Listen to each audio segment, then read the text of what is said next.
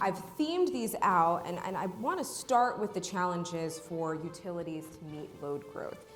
Dictate as the load requests have grown from single megawatts to hundreds of megawatts, we move from localized distribution solutions to very large and broad transmission solutions. I think one of the biggest things, data centers used to be 100 megawatts or a 100 megawatt building. So people had built 1, 2, sometimes 12 or 15.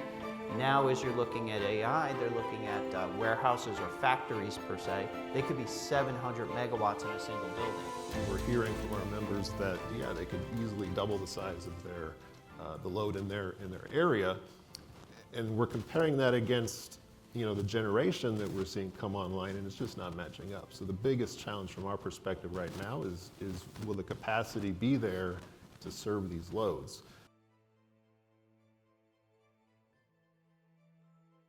I am going to invite our next panel to come forward, and we're going to hear about meeting the challenges of load growth. This is one of many discussions that you'll be hearing about what this brand new environment that we're living in. So, Nicole, I'm going to leave it to you to introduce the panel. Oh, thank you. That's some pressure. Well, welcome everyone to this panel. I am really happy to be here. I am Nick Jefferson. I am the head of government affairs at Dell Technology. I am joined by 3 wonderful and distinct panelists. Here you have represented the utilities, the ISOs, and design perspectives on data centers. I will, of course, work in my thoughts on Dell, but before I do that, I certainly want to turn to our panelists to give them the opportunity to introduce themselves. So let me start with Robbie at the end. Yes, thank you. Appreciate the opportunity to be here and participate in the discussion. My name is Robbie Wright. I'm Vice President of Strategic Partnerships for Dominion Energy in the Richmond, Virginia office.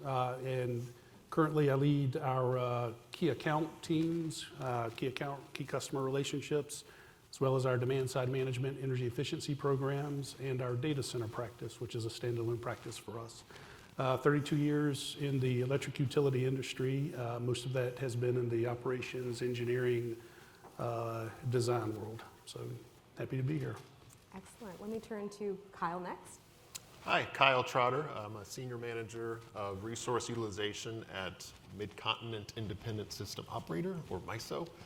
I've been with MISO a little over 20 years now. I spent the first half of my career there in some engineering roles in markets and operations, and then transitioned into management, and now I'm in the resource planning side of MISO.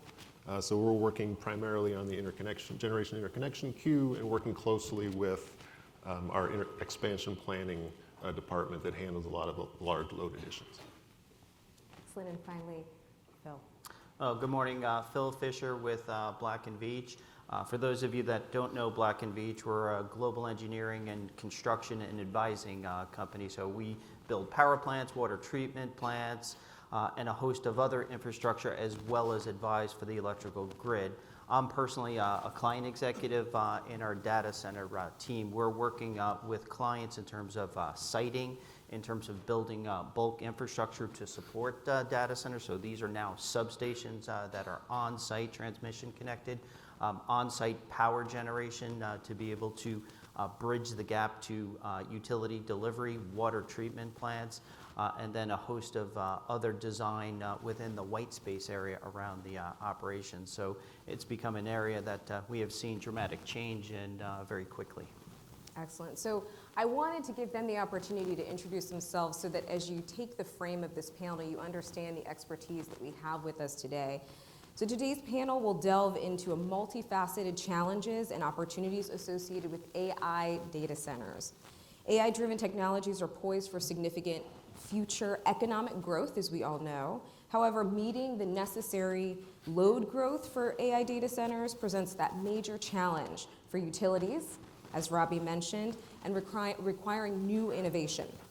So our panelists are going to discuss the strain on utilities to meet escalating load growth, operational hurdles in maintaining efficiency and security, the complexity of designing, as Phil mentioned, and owning and operating AI data centers and the significant policy impacts shaping the industry. As I mentioned, I am head of government affairs for Dell, so to me that is going to be the most interesting part, but I look forward to learning, and I hope same to you. So quickly, let's turn to the first question. I've themed these out, and I want to start with the challenges for utilities to meet load growth. These questions will be for all, but I really want to start with Robbie, if that's okay, given your connection to utilities. Yeah, sure. And before we get into the challenges, maybe some background to help kind of set the stage. For Dominion Energy in Virginia, we currently serve just shy of 4 gigawatts of data center demand. So that's actual existing metered demand that we see today. And we have an additional 13 gigawatts under some form of contract. And so that's either contract for service, and so that's where existing customers are going to grow or ramp into that additional load, or construction contracts where customers have committed with a contract to support the costs associated with additional build to support the additional megawatt needs that they are requesting. So a lot of certainty around that 13 gigawatts, and then beyond that, another 8 gigawatts where customers have asked us to do detailed engineering. So I think the message there, and this is probably very common with a lot of utilities, there's a tremendous amount of load growth coming. Part of Virginia, the Northern Virginia area, is also the data center capital of the world, the largest concentration of data centers. One of the key factors with that load growth that we're talking about, 10 or 20 years ago, a customer would submit a request for a couple of megawatts, 5 megawatts, 10 megawatts, 20 megawatts. We grew into the 30 to 50 megawatt size range. And then the last couple of years, there's been a step change. We're now getting requests in the 100 megawatts, 300 megawatts. We even have gigawatt campuses. And so all that to say is when we talk about the load growth, it's really important to understand it's unprecedented, and it's both the volume of the requests we're getting and the density and the size of those requests. And so if you think about that, some of the key challenges, and I think most of these we've touched on already in some of the panel discussions earlier this morning. One around material lead times, access to material. There are key components to support these data centers and to support any large load. A lot of it is substation or transmission equipment. It's transformers and breakers. Pretty common to see lead times multiple years there. And so that the lead times can be a big challenge for utilities in planning for to serve the load that's being requested. I think permitting is another one we've touched on already. That could be local permitting or much larger environmental permitting needs that these projects dictate. As the load requests have grown from single megawatts to hundreds of megawatts, we move from localized distribution solutions to very large and broad transmission solutions, transmission upgrades, transmission line extensions, new substations, new switching stations that have the potential to have much more impact on customers and require a different level of permitting. And so that's another one that I think's a big stress point for us, a challenge for the utilities. And then I'd say the last one is just the ability to complete the work to serve the load. And I'd look at that two different ways. One is we typically have our shoulder seasons, the spring and the fall, where we're able to take transmission outages and to do work, de-energized and do the upgrade work that's necessary. And so when you have the significant increase in the volume of projects and work that you're trying to do, scheduling those and coordinating those outages becomes more challenging. And then the second aspect of that is just the speed to be able to connect the customers. As we get these large requests, we want it sooner. We want to ramp into our requested load sooner and also look at bridging solutions. And so just the speed of the need, so to speak, for these customers is becoming a growing challenge. And I don't, those are kind of three of the top challenges I would say. I don't know that they're any different before the AI boom or it's just that it seems like it's being exacerbated by the need for artificial intelligence data centers. And then the last challenge, more of an unknown for us, is how AI data centers, how they play with the grid. Are they a nice steady load, or do they present a different load shape that has the potential to have impacts on the grid? How do we study that and ensure that we're protecting the bulk system, with reliable grid operation? And just out of curiosity, what are you seeing as sort of the horizon from the AI load growth? So is that something that's happening right now? Is that something that has a horizon of 15 years, or what's kind of the time frame? Yeah, and the AI, if we look at how we see data center load growing, it's long-term. I would say AI is a part of technology evolution. We can go back maybe 10 or 20 years, and it was, you started to see cloud storage and more mobile devices, and then we started seeing streaming services for entertainment. You've got online e-commerce, you've got remote learning and teleworking. I think AI is the next big factor, is one of the next big factors, but you also have just organic load growth connecting new customers to the grid, and you have electrification as another one. So I'd say we look at it as a long-term growth that will continue, and so the need to plan for that and prepare the grid for that. Yeah. And Phil, right before we got on stage, you were mentioning cloud is still building out. What's your take on the challenges? I think Robbie did a really good job of setting up how Northern Virginia, how Dominion essentially saw the first data centers rise because of the availability of fiber. So really saw that wave in terms of cloud data centers happening and leading to today, where data centers are 2 to 3% of the U.S.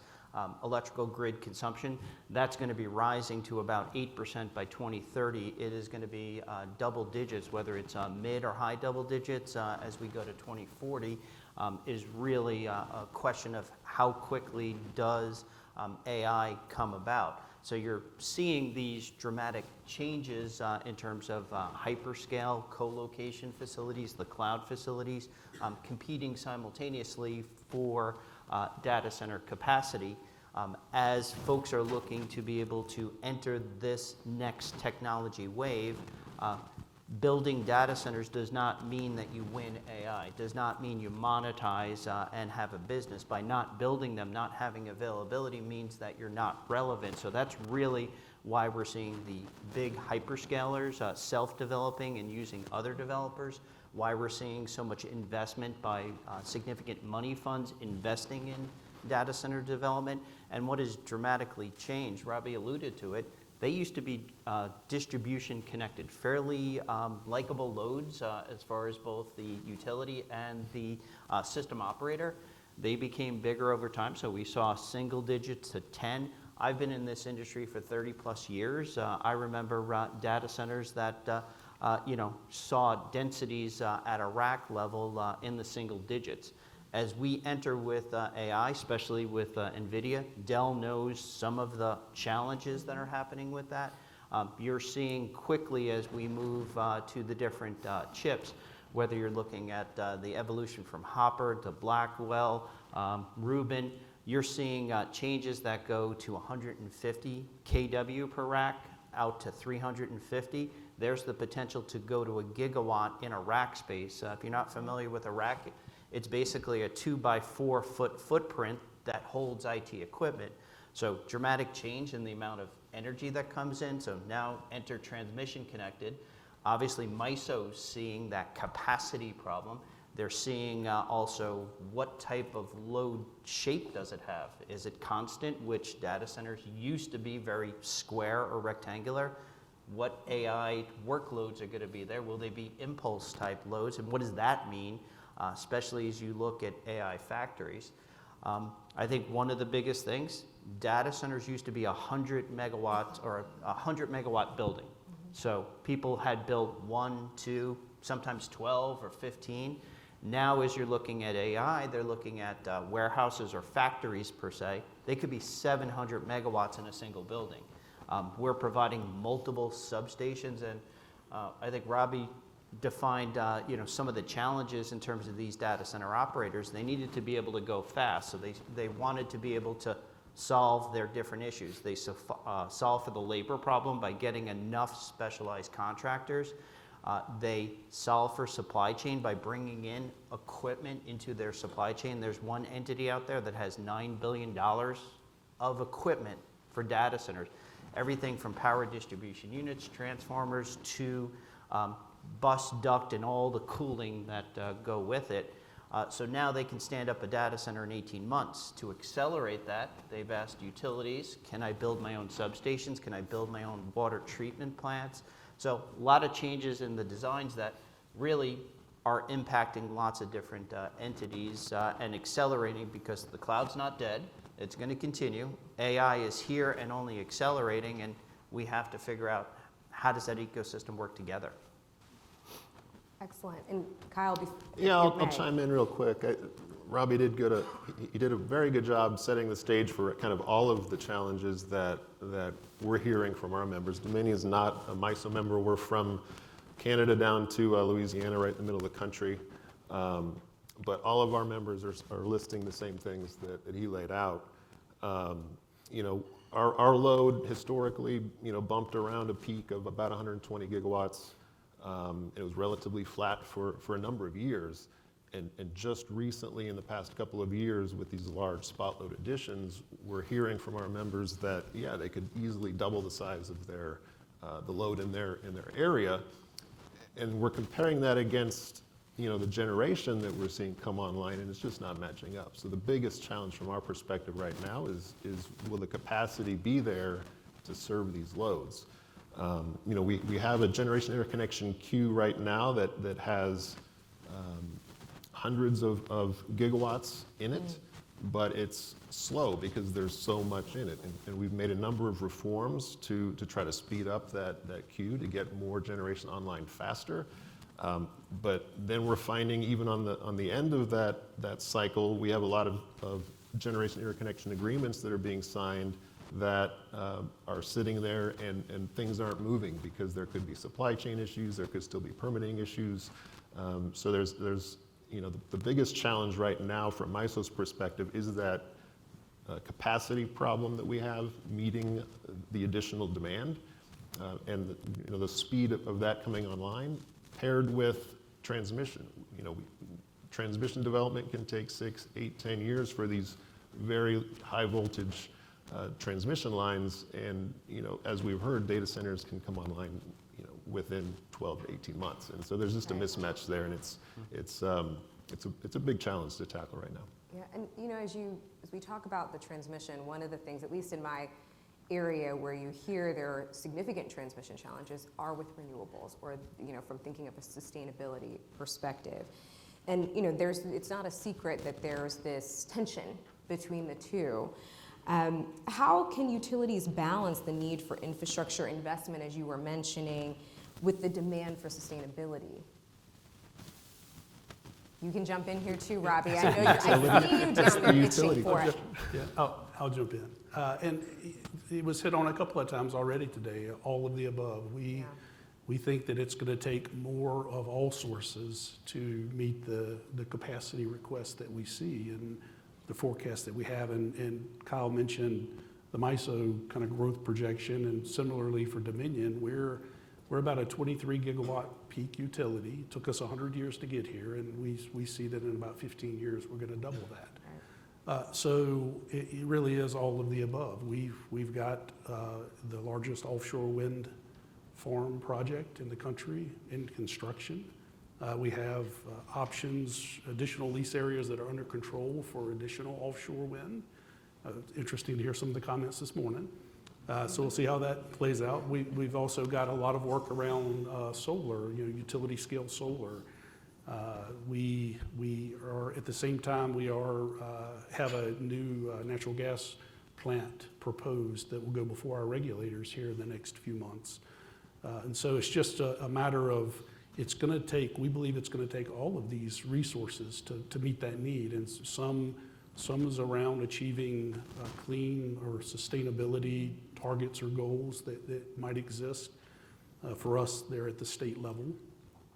Some of it's around the speed of getting the generation online. And so the natural gas can certainly serve as a much quicker path to generating electrons than some of the other sources.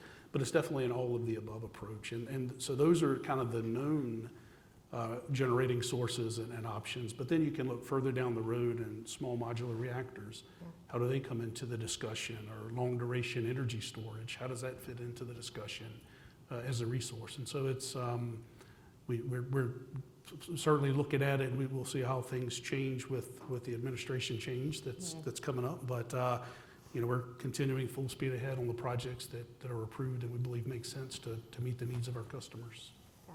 Yeah, and I think it's interesting, you know, the data center industry pledged to enter into carbon neutrality, some of them by 2030, by buying different tariffs, siting in areas where they could have renewables, moving towards 7 by 24 concurrent generation with it. But with what we're seeing in terms of load growth, not only by data centers, but the competing load takers on the grid, whether they be onshoring of manufacturing, electrification, and a host of other things, we're seeing now folks looking at that all of the above type of approach, looking at how they can be able to maybe move from coal to cleaner burning natural gas, how other integrated resources can continue in there. So you'll see solar, you'll obviously continue to see wind, you'll see maybe a hydrogen economy, maybe carbon sequestration and other entities out there.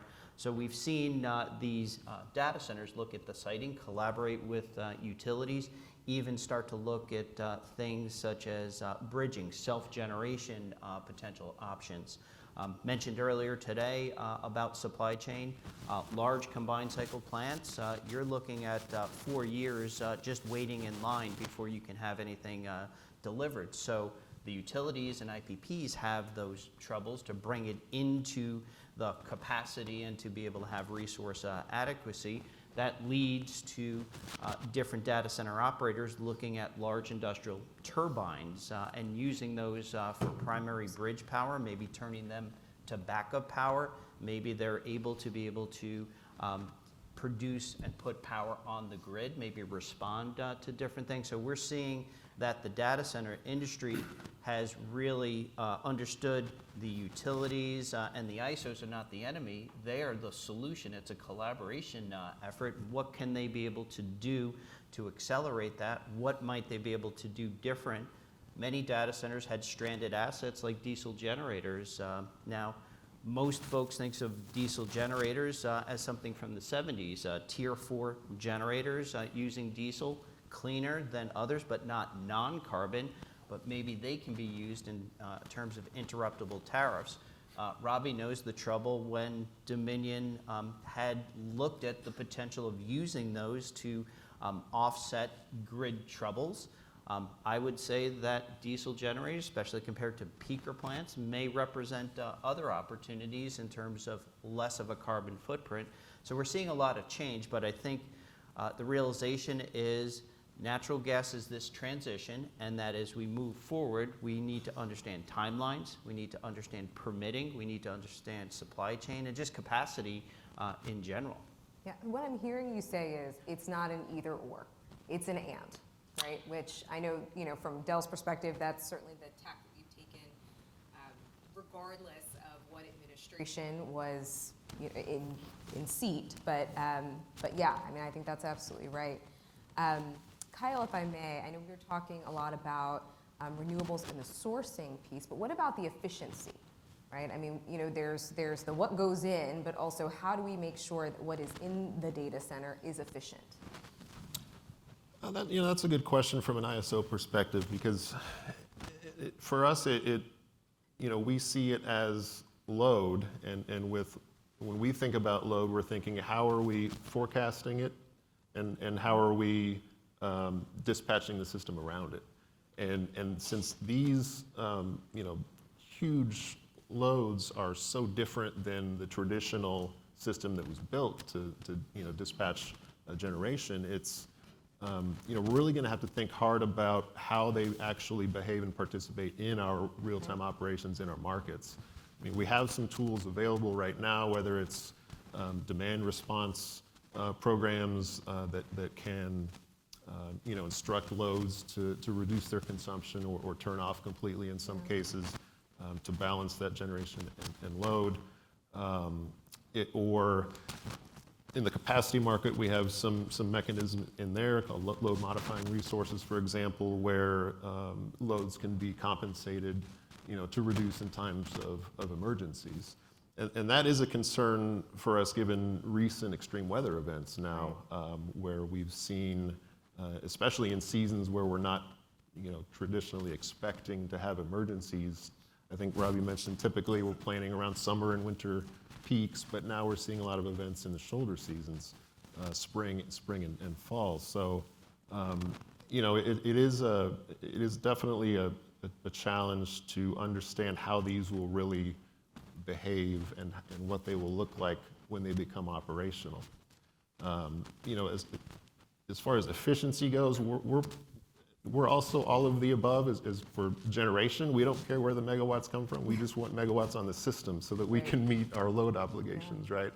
And so when I think of efficiency, I think more of what we call accredited capacity for different types of fuel out there. And so the types of fuel that can come online and have a higher accredited capacity is better for the reliability of the system in general. That's not us favoring one fuel type over another. It's just, the physics of the system and how it works. And so a lot of it will depend on how flexible these data centers can be as far as shifting loads around. And it's been interesting in terms of how the data center operators have engineered their environments to be able to do more with less. So based upon the chips, the server architecture, the storage, the networking, being able to deliver more of the energy that goes into a data center to real work, how much goes to doing the IT, actions versus heat rejection and other types of things.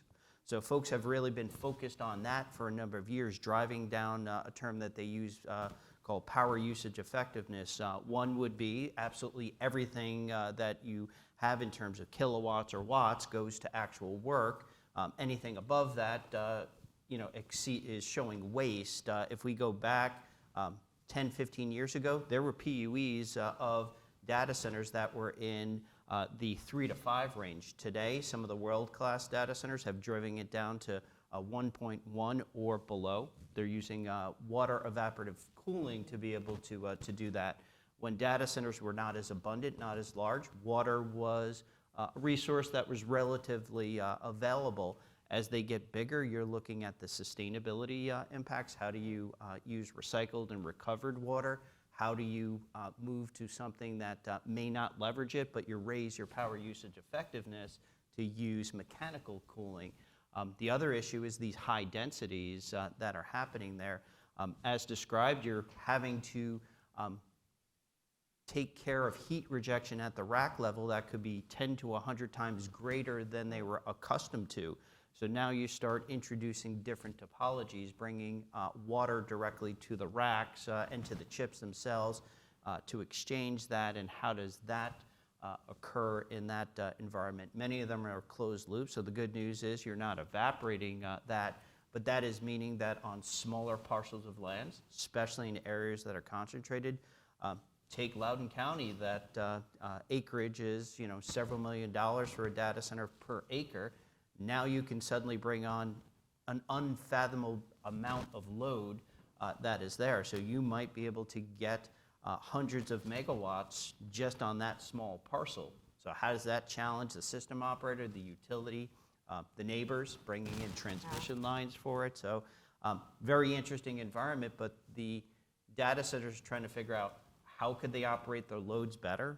In other words, would they do no harm to the system? And how might they be able to do things differently? Data centers were 7 by 24, 365. As you enter into large machine learning that is not instance, could they potentially be an interruptible load, similar to the old days of turn out the lights and air conditioning during those peak hours? And, well, it's an inconvenience, but it could be much worse. No, absolutely. I mean, some of the things that you mentioned, particularly around water, right? Does that go into the siting, right? I mean, some of these sustainability and the efficiency, the cooling, et cetera. I know there are certain hyperscalers that have even thought about how do we get ourselves positioned closer to water, because we know liquid cooling is going to be a significant piece. Yeah, siting has changed dramatically. I mentioned that Dominion was, and I don't mean to use a hackneyed and trite term, but the canary in the coal mine in terms of what's coming next in terms of data center impacts. So since they had fiber, they were the first place that had the epicenter leading to other major areas. So it was a fiber-first approach for siting data centers. As they started to realize, well, they're getting bigger, maybe I need to be able to look for a small distribution line. So should I be in line of sight? And sure, I can get power off of it. Maybe it needs to be water. Then it became this idea about transmission lines, which in the early days worked kind of well. You looped over a line to it, all good.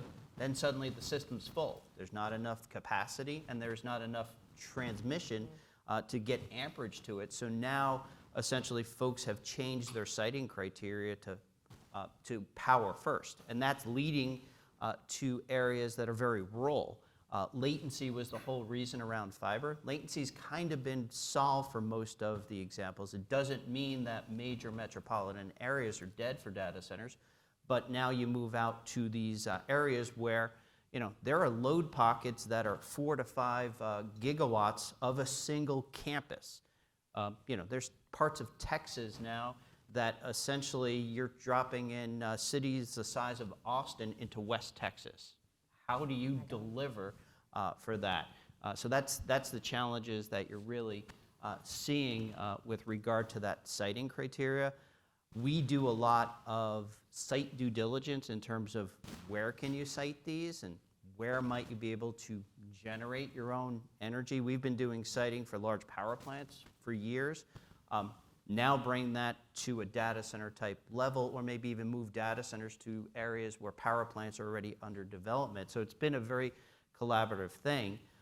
Many data centers, they were not in the energy market. They used energy and moved it around, but they were not energy developers. They thought things like, well, I'll just go to Texas or Oklahoma or Louisiana. How hard is it to build a power plant there? Well, they found out terms like non-attainment zone, so background pollution, and what does that mean in terms of particulate matter? So they're being educated on where they can be able to do these types of things, just like the utilities themselves, the IPPs, the regulators, in terms of where can you be able to have generation, and how can you move to something cleaner. They're looking at the hydrogen economy. They're looking at sequestration as potential options. Robbie mentioned nuclear. SMRs are all the buzz right now about every data center operator.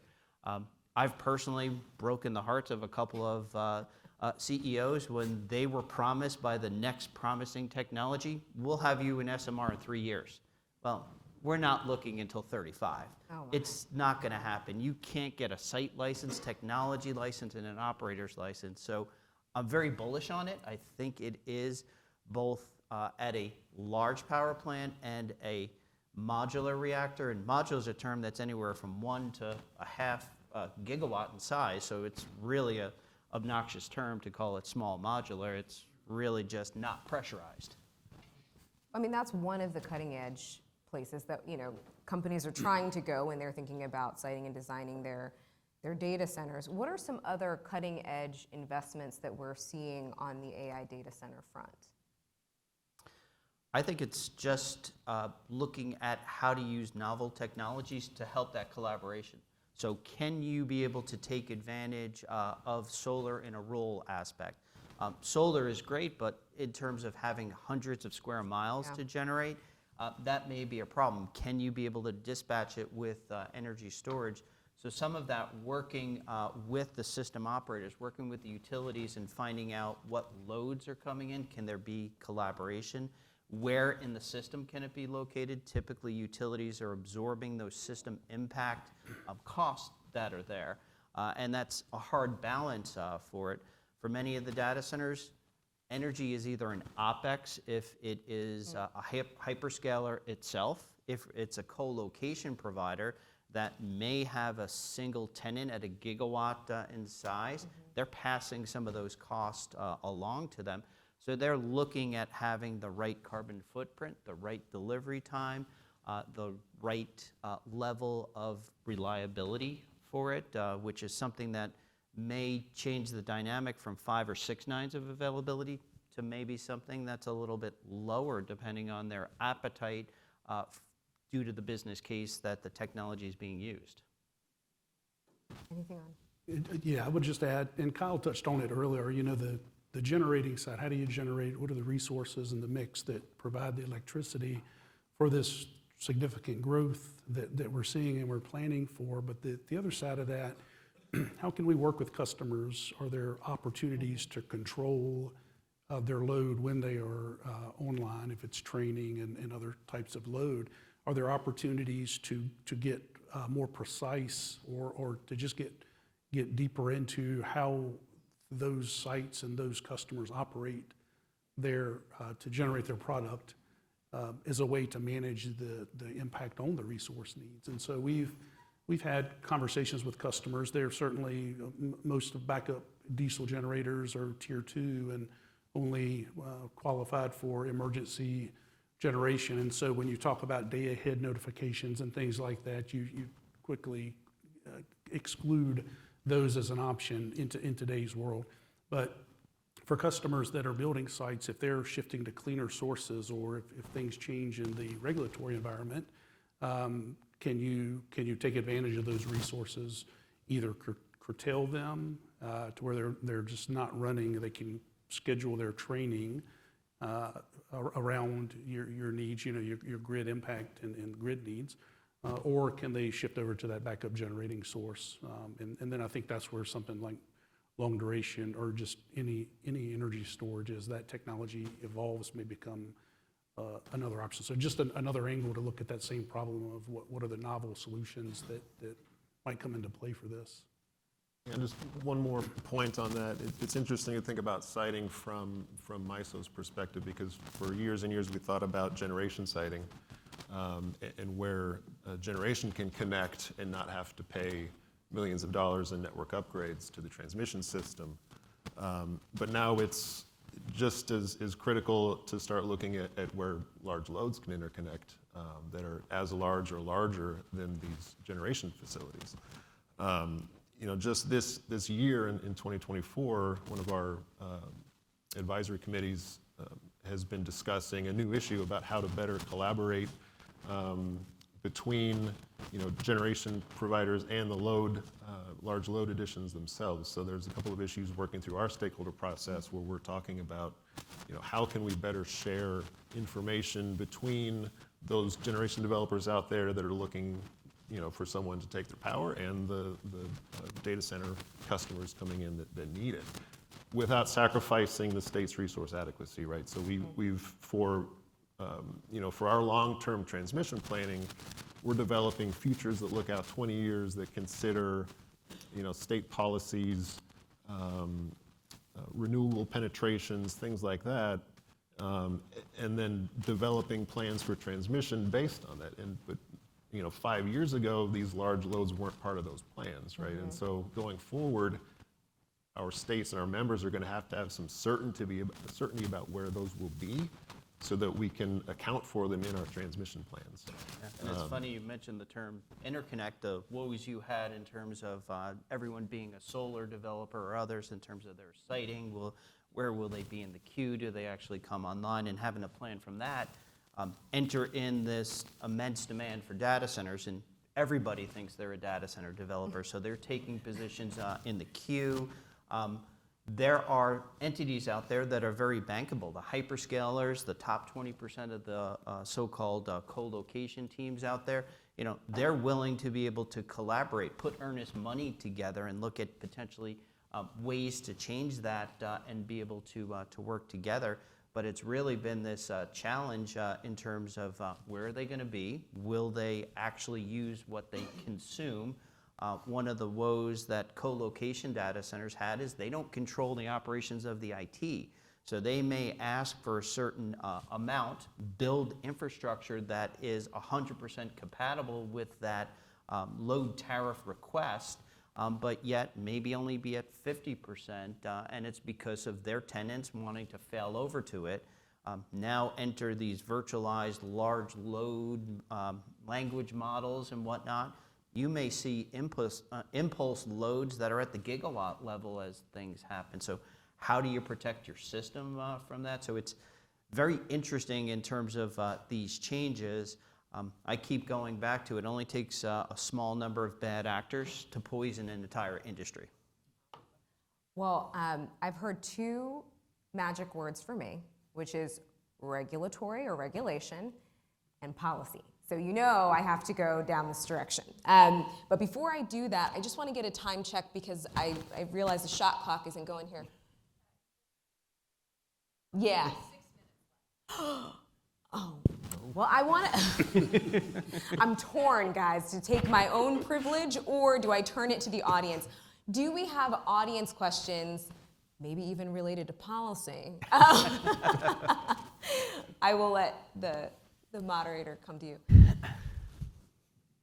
Nandini Moli, ESI Consulting. I have great interest in data center from the engineering standpoint, and question to Robbie or Phil.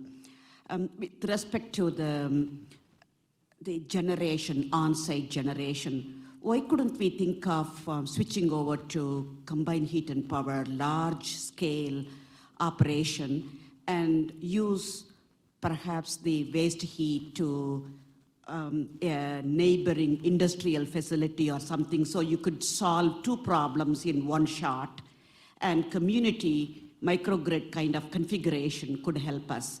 So can we entertain such concepts? Yeah, it's a good question about that waste heat. Is that something that you could be able to reuse? One of the desires of data centers is to be able to use that maybe for district heating or whatnot. Some of the challenges in the past was the quality of that heat. Maybe it wasn't warm enough to actually be used. The biggest problem was proximity. Unlike Europe and other countries that are very small in footprint, a lot of these are away from areas that you can be able to use it. Now with the scale, that may change things. Another interesting aspect are these edge data centers that are becoming more prominent, and with the heat density that is in there, that may offer opportunities. I think we all probably knew that Paris hosted the Olympics, and one of the things that NBC was so proud to announce is the pool was heated by a data center, and that was because it was proximate. So we are seeing those, challenges of how can you be able to do it. The idea now of these district potential microgrids that are there is definitely happening. Data centers are going directly to the power plant operators to look at being adjacent to it. We've seen what has happened in terms of data center development on nuclear property. All of the things that were red flags for data centers in the past in terms of siting, stay away from natural gas, stay away from a transmission line, don't go anywhere near nuclear or anything else. These are all positives. Everybody is like, red flags are now opportunities for them. So I hope the data center industry can be able to do more with less in a collaborative way. I think we have Nicola, time for one more. Yeah. Just really quick question. Hopefully this answers your need, your challenge for a regulatory question. Very quickly, in terms of for the munis and the co-ops and affordability, do you worry about affordable electricity, which was the original promise? So I think the big question that has is who's going to pay for these system impact upgrades? I think the concept of bearing that cost on the users. Obviously, the interconnect process typically had the causation type effect, but it is right, especially for municipal utilities, that their whole desire, the co-op effect, was to be able to bring better for the community by lower electricity in different ways. That is something now that folks don't like to bear. A gigawatt type campus is going to be $1.5 billion of total investment. The substation itself, $20 to $45 million that is there. You know, they are willing to put these numbers. They obviously don't want to spend it if they don't have to, but they're realistic in terms of that operation, and that's where I go back to a few bad actors that are unwilling to contribute have poisoned all of the other industry. Well, do we have time for one more? Or okay, one more. Joe Franz from GE Vernova. Are you seeing these new AI loads being mobile in response to interregional pricing between, say, MISO and PJM? I mean, do they, once the data centers are built, are they mobile, these loads?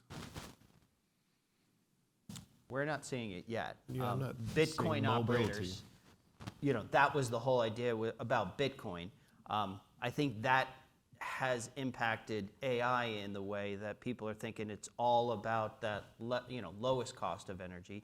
They're looking for something that's close, but they also need to understand that having certainty and reliability is going to be something about collaboration, predictability. You just can't go wheel a gigawatt worth of load because you see a price signal for a tenth of a cent. Most of the time, if it's co-location, it's a pass-through. For these large hyperscalers, I don't mean to offend, but they're not worried about paying 11 versus 9 cents. They're just going to do it. It's also on terms of on-site generation. They're looking at, it's just got to be close enough to be able to do these things. That's why they're adopting novel technologies and might be incubators.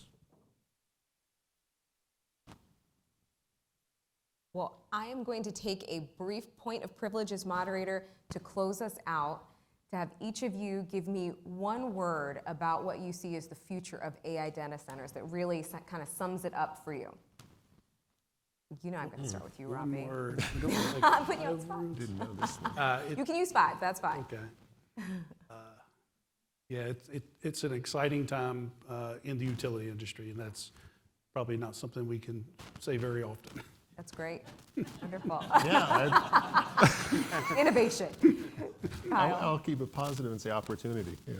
Excellent. I'll just say old rules do not apply. Ooh, I like that one. All right, wonderful. Well, I know that is all the time we have. It's a good panel when you run out of time, and I didn't get to my policy questions, but thank you all for coming and joining me. Thank you to the audience. I hope you all, like I, learned something here today. Thank you. Thank you. And we will be talking about this a lot in the coming days. So there will be opportunities to talk about the policy implications. I do want to flag, if you've been to gridCONNEXT before, and some of you have been texting me, that we occasionally note exceptional socks, but I would like to call attention to this panel's matching shoes. It was kismet. Yes, good job, Nick. Good The job. three of us tried boots on. They just didn't have the look. No, that's okay. It's all brown. Thank you very much. That was a great panel.